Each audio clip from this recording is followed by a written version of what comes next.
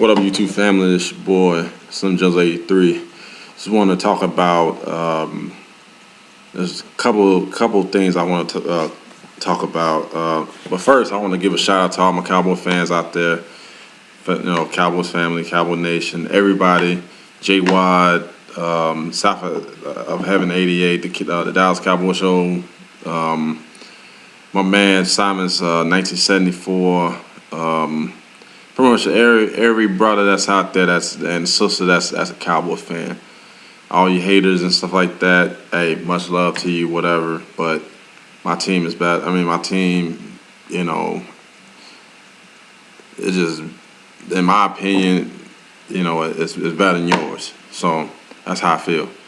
But anyway, I just want to talk about the first topic I want to talk about. I want to talk about this issue with they've been talking about Romo being the top 5 quarterback in the NFL, one of the top 5 quarterbacks. I'm not going to sit here and say that he's the top 5 quarterback. I'll say he's the top 10. I mean, you got to think about, the quarterbacks that's in the league that already made names for themselves. I mean, you got Roethlisberger, Peyton Manning, you got Drew Brees, Aaron Rodgers, Tom Brady,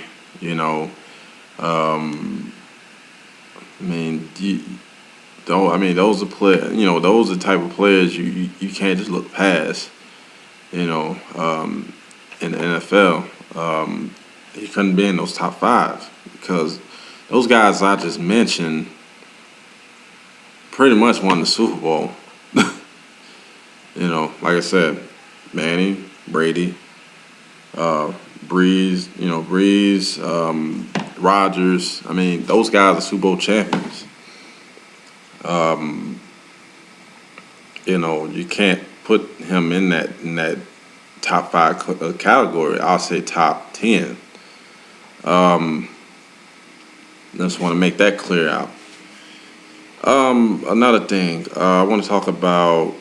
There was this video I just got through watching not too long ago with they had a reminiscent of the '92 Cowboys, Dallas Cowboys, and they was up here trying to compare the '92 team to some of the Cowboy teams of in history or whatever and stuff. But I just want to say this: that '92 Cowboys team is probably my most favorite Dallas Cowboy Super Bowl winning team I've ever seen, ever. They had everything. They had defense. They had the triplets. They had the best fullback of all time. They had the best tight end I've seen ever that's athletic. No offense to Shannon Sharp, but Jay Novacek to me was a ragtag, just out there throwing his body out there, making athletic catches. I mean, the guy did compete for the decathlon for the '84 Olympics. That's impressive. And then to go and play football and then win 3 Super Bowls, it's crazy. We had the best offensive line in the history of NFL. Defense was number 1 in almost every category that year. That team was just special. Was just really special because this was a team that was coming up. This team was built up basically from the Herschel Walker trade. I'm not sure that everybody know what the Herschel Walker trade is, but Herschel Walker was a running back that played for the Dallas Cowboys for about three and a half seasons with the Cowboys. He was the only Pro Bowl player on the team, only good player that was on the team that made a name for himself somewhat in the NFL. And Jimmy, pretty much, to make a long story short, Jimmy was basically fishing around to see what he can get, what kind of value he can get with Herschel Walker. And he came up with the Minnesota Vikings, and they was able to give away some draft picks, some journeyman players, all that stuff like that. Unfortunately, what it ended up doing was Herschel Walker ended up going to Minnesota. He had somewhat subpar years in Minnesota, but also what it did was those draft picks was the building blocks of the team in the '90s. They ended up getting Emmitt Smith, Russell Maryland, Darren Wilson, Alvin Harper, Russell Maryland. I mean, we can go on and on and on and on. To me, that team was just, they built the team up with playmakers, and Jimmy Johnson was able to bring the team together, and they went from 1-15 in '89 to 7-9 in 1990, and 11-5, including a playoff berth, and won a playoff game in '91, and then in '92, that's when everything just exploded. It took off like a bottle rocket. They ended up becoming a 13-3 team, and they got 6 Pro Bowl players that year, the triplets, Jay Novacek, Nate Newton, and Mark Stepnoski that particular year. Nobody on the defense made the Pro Bowl that year. I think the biggest addition to that team was Charles Haley. Dallas could never spell. They couldn't even spell Super Bowl without Charles Haley. They couldn't. They was able to get a guy that was effective, especially on the outside linebacker or defensive end, pretty much the same position almost, except for the outside linebacker was more of a speedy guy and everything. So they was able to get him from San Francisco, and this guy is a flat out havoc for the offensive lineman, whoever that guards him, basically. I mean, he creates so much havoc. Yeah, he might be a little crazy in the head, but the boy can play. So Jimmy was able to bring the different personalities on that team together in order to make it into a good. It's just unfortunate he wasn't able to do that with Jerry Jones. To me, I think it's still a mystery up in the air with a lot of fans out there, wonder what if, Jerry did stay with the Cowboys. To me, they could have won like a couple more Super Bowls with Jimmy. I apologize. But anyway, the '92 team ended up becoming 13-3. They ended up getting a first round bye in the playoffs. They beat the Eagles 34 to 10. They ended up beating. They ended up going to San Francisco, playing the 49ers, and beat them 30-20, and then they ended up playing the Buffalo Bills. They was in that third straight Super Bowl, and they blew them out 52-17. I think with this particular team, they ranked the NFL Network. They basically ranked them number 5 best Super Bowl team of all time. But I think they should have been higher than that. They should have been at least a number 2 or number 3. But then the reason why they gave them number 2.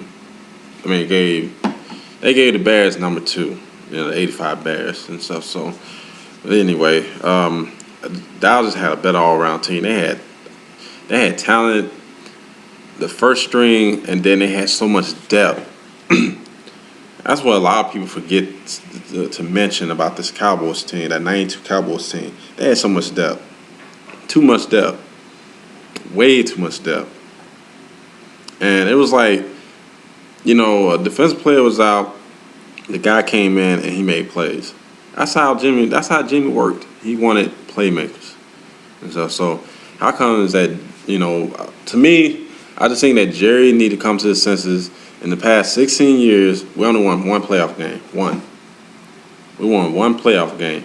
We've been to the playoff, since the last Super Bowl that we won. We've been to the playoffs in '96, we lost. We missed the playoffs in '97. We went to the playoffs in '98. We lost to the Cardinals. '99, we went to the playoffs. We lost against the Vikings. 2000, 2001, 2002, we had losing seasons. No playoffs. '03, we went to the playoffs, got beat. '04, missed the playoffs. '05, we missed the playoffs. '06, we went to the playoffs, we lost. 2007, went to the playoffs, we lost. 2008, we didn't make it to the playoffs.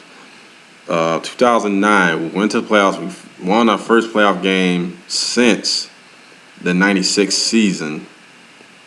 And everything that year. And then the last 2 seasons, we slumped. We slumped in 2010 and 2011, especially when it came down when it mattered the most. We couldn't do it. So if I'm Jerry, if somebody can really, if I was to go to Jerry Jones today and tell him that, look, you need to bring in the guy that knows talent, that can see it, bring it to Dallas, work him out, see if he mixed with the team, and do something with it, and make it into a good. If he ain't gonna cut it, get him out of there. Period. I just think that Jerry, he falls in love with his players too much. I think he wants to be friends with them. You gotta understand, it's a business.